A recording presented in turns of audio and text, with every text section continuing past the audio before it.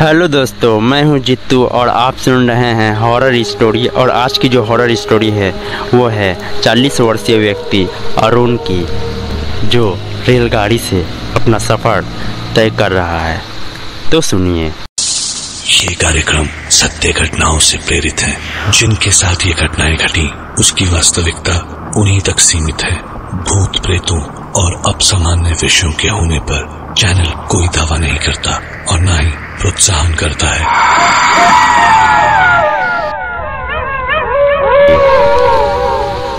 अरुण शहर से बाहर नौकरी करता था। 7 महीने के बाद अपने भरे पूरे परिवार में लौट रहा था। 7 महीने का अपना पूंजी इकट्ठा करके वो अपने घर लौट रहा था। उसके परिवार में उसकी पत्नी थी और 2 बच्चे। अरुण रेलगाड़ी से अपने घर का सफ़र तय कर ही रहा था। रात काफ़ी हो चुकी थी। ट्रेन में सवार सभी लोग अपनी बर्थ पर सो रहे थे, मगर अरुण की आंखों में नींद नाम का चीज़ ही नहीं था, क्योंकि इसका बड़ा कारण उसे घर जाने की खुशी थी। घर जाने की खुशी में अरुण को नींद नहीं आ रही थी। अरुण के अलावा एक व्यक्ति ऐसा और भी था जो सोया नहीं था। उसकी बर्थ के सामने वाली बर्थ पर ही वो आदमी बैठा हुआ था। अपने सामने चुपचाप बैठे व्यक्ति को अरुण ने देखा तो जाना कि वह जो है ड्रैकुला की कहानी पढ़ रहा है। अरुण को लगा कि उसके सामने जो व्यक्ति बैठा है वह किताब पढ़ने के माध्यम से जो है अपना वक्त बिता रहा है। शायद उसे भी नींद नहीं आ रही। अरुण को लगा कि वह क्यों ना अपने सामने बैठा व्यक्ति को बातचीत करने में अपना समय गुजारे। इसी इरादे के साथ अरुण ने उसे पुकारा, भाई साहब। किताब पढ़ रहे व्यक्ति ने उसकी आवाज़ को अनसुना सा करके उस पर कोई ध्यान नहीं दिया। अरुण ने फिर बोला, भाई साहब। दूसरी आवाज़ पर उसने किताब नीचे करके अरुण को सपाट दृष्टि से देखा। उसके चेहरे पर भी सपाट भाव ही थे। इस बार जो है अरुण तनकी संकोच के साथ बोला, मैंने आपको डिस्टर्ब तो नहीं किया? वह व्यक्ति बोला, नहीं।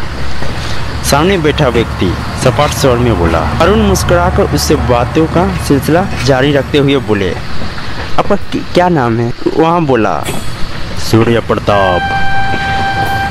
ओह, अरुण ने हल्का सांस छोड़ते हुए कहा, क्या आप भी अपने घर जा रहे हैं? नहीं। तो फिर आप अपने घर से कहीं और जा रहे हैं? सूर्य प्रताप ने उसे इस नज़र से देखा मानो वहाँ कुछ ना कहना चाहता हो। अरुण चेहरे से ऐसा प्रकट करने लगा मानो बराबर संकोच कर रहा हो। फिर बोला, मैं आज 7 महीने बाद अपने घर वापस लौट रहा हूँ। अपने परिवार से मिलने की खुशी में मुझे नींद नहीं आ रही है, इसलिए मैंने सोचा थोड़ा आपसे बात ही कर लूँ। प्रताप कुछ ना बोला। वह उसकी बातों पर सिर को इस तरह जुम्बिश देकर रह गया मानो उसकी बात पर सहमति जता रहा हो। प्रताप के हाव भाव से साफ जाहिर था कि वह बात करने के मूड में बिल्कुल नहीं था। वो निरंतर जता रहा है कि जैसे उसे इस समय बात करना बिल्कुल अच्छा ना लग रहा हो। मगर आज तो जैसे अरुण चुप रहने के मूड में बिल्कुल नहीं था। वो बातों को बढ़ावा देते हुए बोला, भाई साहब, क्या आप भूत प्रेत पर विश्वास करते हैं? सूर्य प्रताप ने छोटे से उत्तर में बोला, हाँ। मगर कैसे? क्या आपने कभी किसी भूत या प्रेत को अपनी आंखों से देखा है? उसके इस प्रश्न पर प्रताप ने चंद लम्हों तक उसे ध्यानपूर्वक इस तरह से देखा मानो उसे बहुत कुछ कहना चाहता हो, मगर ऐसा बिल्कुल नहीं हुआ। कुछ कहने के स्थान पर प्रताप ने किताब अपने चेहरे के सामने की और उसे पढ़ने लगे। अरुण ऐसा देख उलझ गया। उसकी समझ में नहीं आया कि प्रताप ने उसकी बात का कोई जवाब नहीं देकर अपना चेहरा किताब में क्यों ढक लिया। इस बार अरुण ने भरपूर संकोच और स्वर में कहा, भाई साहब, आपने मेरी बात का कोई जवाब नहीं दिया। जवाब के रूप में प्रताप ने अपने चेहरे के आगे लगी किताब को हटाई तो उसका बहुत ही भयंकर चेहरा अरुण के सामने आ गया। प्रताप का चेहरा इतना डरावना हो चला था कि यदि कोई मानव उस चेहरे को देखकर अपने प्राण भी गंवा बैठता। उसका डरावना चेहरा देखते ही अरुण की आंखों में मानो दुनिया भर का खौफ सिमट आया हो। उसके चेहरे पर हवाइयाँ उड़ने लगी थी। अरुण की दोनों हथेलियाँ बर्थ से इस तरह सट गई थी मानो उनके सहारे से वह उठकर खड़ा होना चाहता हो। उसकी पीठ पिछले भाग से सट गई थी। हदियाँ थी कि उसके खौफनाक चेहरा देखने के बाद उसे सांसें लेने में भी डर लग रहा था, या फिर यह कहा जाए कि सांसें खुद ही बाहर आते हुए भयभीत थी। यहाँ तक कि उसकी आवाज़ भी नहीं निकल पा रही थी। अरुण जान गया था कि उसके सामने मौजूद प्रताप कोई मनुष्य नहीं बल्कि एक भूत है।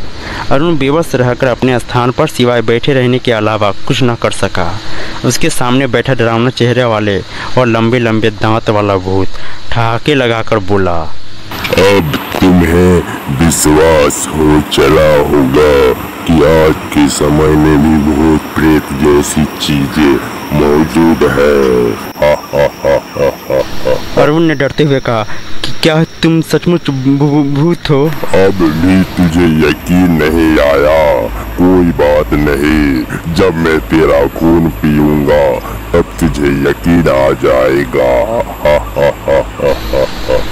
नहीं नहीं, मुझे मत मारो, मुझे मत मारो। मेरे 2 बच्चे हैं और मेरी बीवी घर पर मेरा इंतज़ार कर रही है। अगर मैं मर गया तो उनका सहारा छिन जाएगा। मुझे मत मारो, मुझे जाने दो। कहते हुए अरुण अपने स्थान से सरकने लगा। वह भागने लगा। वह भागने के चक्कर में अपने स्थान से फुर्ती से साथ उठा और दौड़ पड़ा। उसी समय भूत ने अपने स्थान पर बैठे रहकर ही दाहिना हाथ उठाकर उसका हाथ लंबा हो गया। वहीं बैठे रहकर उसने भाग रहे अरुण की गर्दन को जोर से पकड़ ली और उसे अपनी तरफ घसीट लिया। अरुण चिल्लाया, बचाओ बचाओ बचाओ। उसकी पुकार सुन रेल में सभी सवार यात्री उसके पास चले आए। अरुण ने देखा कि उसके पास आए सभी यात्री के चेहरे भी बहुत डरावने हो चले हैं। अब उसे यह समझने में ज़्यादा वक्त न लगा। ट्रेन में सभी सवार यात्री जो है भूत है। पूरी रेलगाड़ी भूतों से ही भरी थी। आहिस्ता आहिस्ता अरुण को चारों तरफ से भूतों ने घेर लिया।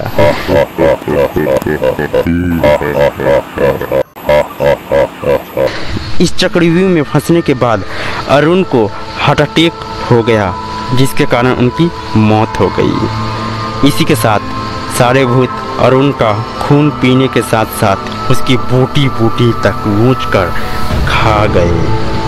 बस इतनी सी थी ये कहानी। क्या आप भी ट्रेन में सफ़र करते हैं? तो ज़रूर बताएं हमें। और ये थी आज की छोटी सी कहानी। यदि अच्छा लगा हो तो लाइक करें और हमारे चैनल को सब्सक्राइब करें। फिर मिलेंगे नई कहानी के साथ। तब तक के लिए टाटा एंड बाय बाय।